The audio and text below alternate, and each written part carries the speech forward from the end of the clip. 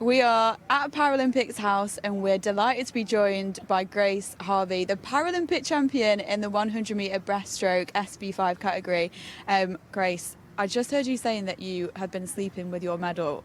Is that uncomfortable? Is that just lovely? Wait, first of all, I didn't know where to put it. So I was like, right, okay, it's really special. Do I put it under my pillow? And then I lay down and I was like, what if I squish it? So I was like, I need to move this. I was kind of like cradling it. In the end, I settled for, I'm not currently in my wheelchair. It can sit there or I will be in the morning and then change it back again.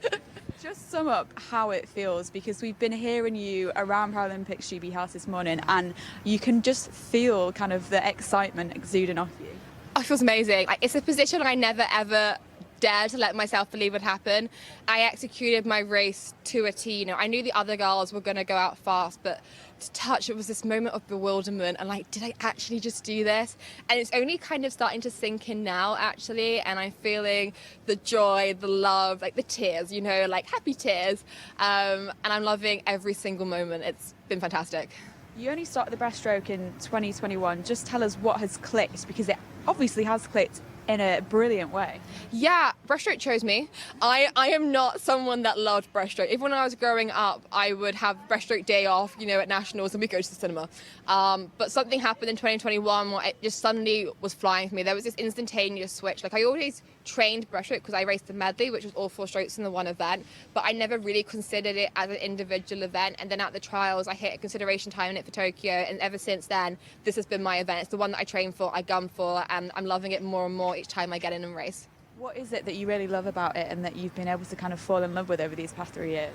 I think the fact that I'm able to attune it to what I'm capable of doing. So the mainstream style of swimming breaststroke is that you breathe on every stroke cycle. Now, I don't have a leg kick, and if you're breathing with no leg kick, you spend more time coming up than you do going forwards. So I tend to breathe on the breathing patterns every 2 or 3 strokes, and we really worked on maximizing like the turn as well, because a lot of the other athletes in my class, they're not as tall as I am. They have like shorter limbs, and I was like, right, we need to maximize every single power that we can under the water. So we really worked on the breakout coming out into the turn.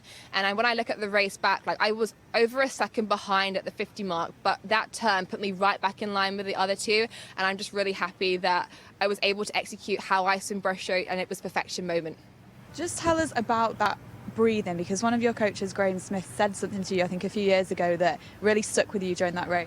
Yeah, so I had the privilege of being coached by Graham Smith, an amazing Olympic athlete, and he raced the 1500 metres. And the 1500 metres is such a long race to compete in, and it got down to the final length, and it's him and another guy tussling towards the end, and he breathed in the final 5 metres and won a bronze, which is amazing, but he was like, it always could have been a silver. And he regretted that moment so much, and that has always stuck with me. You know, I didn't want to go out of a race feeling like I had any regrets. And I remember thinking in the breaststroke about 6 metres from the wall, I was in my 2 to 3 straight breathing pattern, and I went, if you breathe now, you are going to regret this moment for the rest of your life. And I didn't breathe coming into the wall, and I touched. And it was only yesterday that I really put the 2 stories together, you know, that I didn't want to breathe because I didn't want any regrets. And I messaged Graham and I was like, even though you're no longer my coach, in that moment where you've got that adrenaline rushing, you're racing, you're competing, you're trying to get to the wall, his stories, his motivation, his amazing coaching just really rang true throughout the midst of all the chaos. And I am so grateful that I've had that experience of being coached by him, because I honestly think that if I had not heard that story so many times, that I would not be sat here and I wouldn't be able to say that I'm a Paralympic champion. Which you can, and he's obviously been a part of your journey like so many people, and it sounds like you've had the most incredible support here in Paris as well. I really have. You know, I've had so many friends and family come out, and also messages from back home as well. You know, people that I was in swimming club with, or I went to school with, or just the general public, you know, enjoying the racing of the Paralympic Games and just loving every single moment of it. And I think it's really, really special that I've come here to my second Games, and it's such an honour to represent Paralympics GB and the whole of Great Britain back home. And I'm so thankful of every opportunity that I've had to make it to the top of the podium. This must make you so excited for LA in 4 years. Just tell us what you'd want to achieve there. I'd love to swim a lifetime best performance, you know. I mean, I love racing, you know, I'm someone that trains to race. I love the competitors, I love the fact that sport unites people together. And I also love pushing my limit and seeing what barriers I can break down. Grace Harvey, Paralympic champion, congratulations and thank you for talking to us. Thank you so much, thank you.